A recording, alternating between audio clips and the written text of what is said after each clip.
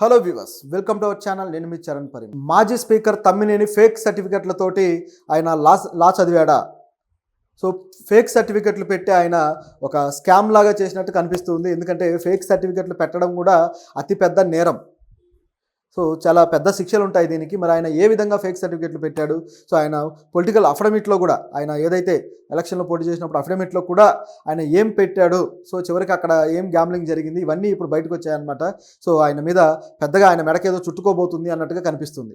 So ఒకసారి గమనించి చూస్తే మాజీ స్పీకర్ తమ్మినేని సీతారాం గారు డిగ్రీ చదివారు, అలాగే డిగ్రీ తర్వాత లా కూడా కంప్లీట్ చేశారు. సో అది కూడా లా ఏంటంటే, ఆయన స్పీకర్ అయిన తర్వాత ఆయన ఒక లా కాలేజీలో అప్లై చేసి ఆ డిగ్రీ సర్టిఫికేట్లు పెట్టి ఆ లా అయితే చదవడం జరిగింది.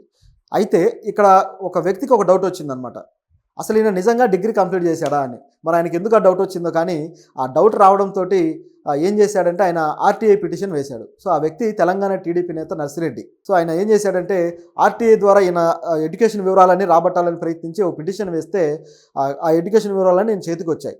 వచ్చిన తర్వాత ఈయనకు క్లారిటీ వచ్చేసింది అనమాట. ఏంటంటే తమ్మినేని గారు డిగ్రీ చదవలేదు అని, డిగ్రీ ఫెయిల్ అయ్యారు. అంటే ఫెయిల్ అవ్వడం వల్ల ఇక తిరిగి మళ్ళీ వేరే కోర్సులు లేదా హయ్యర్ కోర్సులు చేసే అవకాశం ఉండదు కదా. లా చదవాలంటే ఎల్ఎల్బికి అయితే ఆ డిగ్రీ అవసరం, డిగ్రీ నుంచే జాయిన్ అవుతారనమాట. కాబట్టి డిగ్రీ లేకుండా డిగ్రీ ఫెయిల్ అయిన వ్యక్తులు చదవడం అయితే సాధ్యం కాదు. సో మామూలుగా బీబీఎల్ ఉంటుంది, సో దాన్ని చదవచ్చు.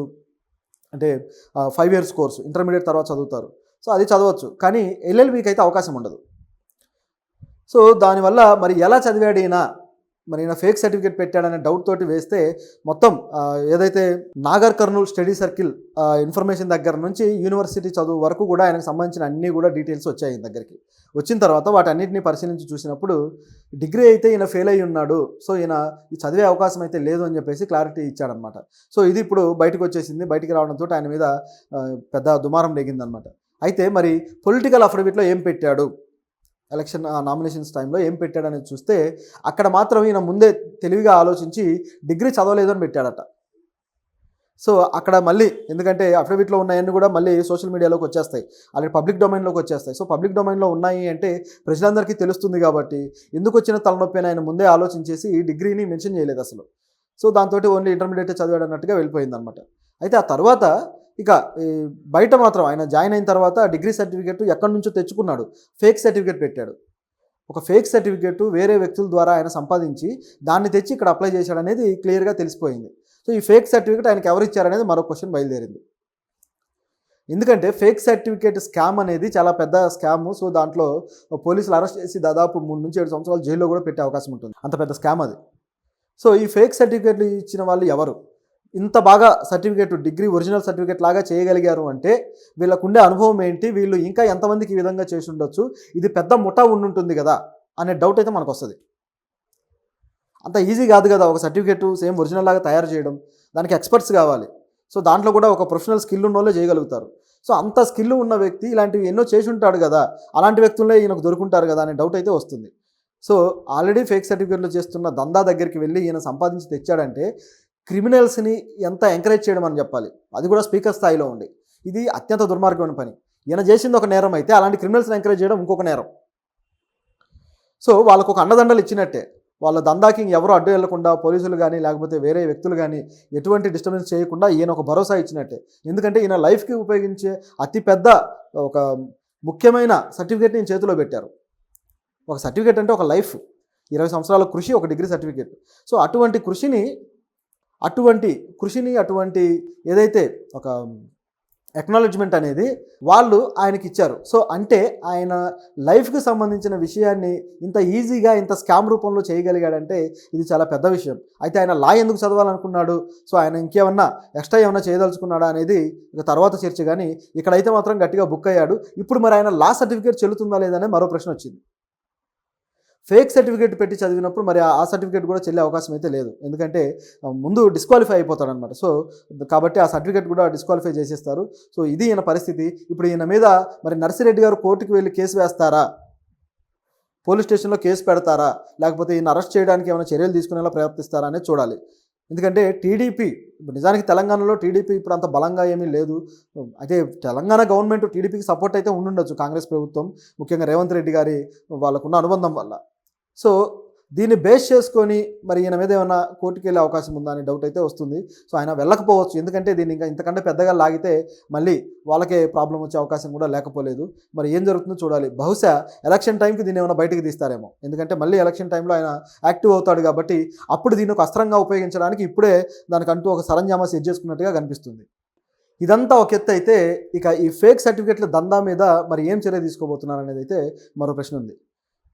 నిజానికి ఫేక్ సర్టిఫికెట్లు అనేవి మన దగ్గర విపరీతంగా జరుగుతాయి. ఎలా ఉంటుందంటే ఒక ఫోటోషాప్ సిస్టమ్ పెట్టేసుకొని పక్కన ఒక ప్రింటర్ పెట్టేసుకొని వీళ్ళు సర్టిఫికెట్లు ఎటువంటి పేపర్ తోటి అయితే చేస్తారో అటువంటి పేపర్ తెప్పించుకొని కొంతమంది దందా చేసేవాళ్ళు వీళ్ళకి అందులో డిజైన్ చేసేస్తారనమాట. ఒక డిజైనర్ ఉంటాడు, వాడిని పెట్టుకొని డిజైన్ చేసి ప్రింట్అవుట్ తీయడమే. చాలామంది డబ్బులు ₹1,00,000 లేకపోతే 2,00,000 3,00,000 ఇచ్చి కూడా కొంతమంది సర్టిఫికెట్లు సంపాదిస్తున్నారు. అదేంటి, కాలేజీలో చదివినప్పుడు కూడా అంత డబ్బులు కావు కదా అని మీకు డౌట్ రావచ్చు. ఇక్కడ జరిగేది ఏంటంటే హార్వర్డ్ యూనివర్సిటీ, కేంబ్రిడ్జ్ యూనివర్సిటీ, అలాగే పెద్ద పెద్ద యూనివర్సిటీలు.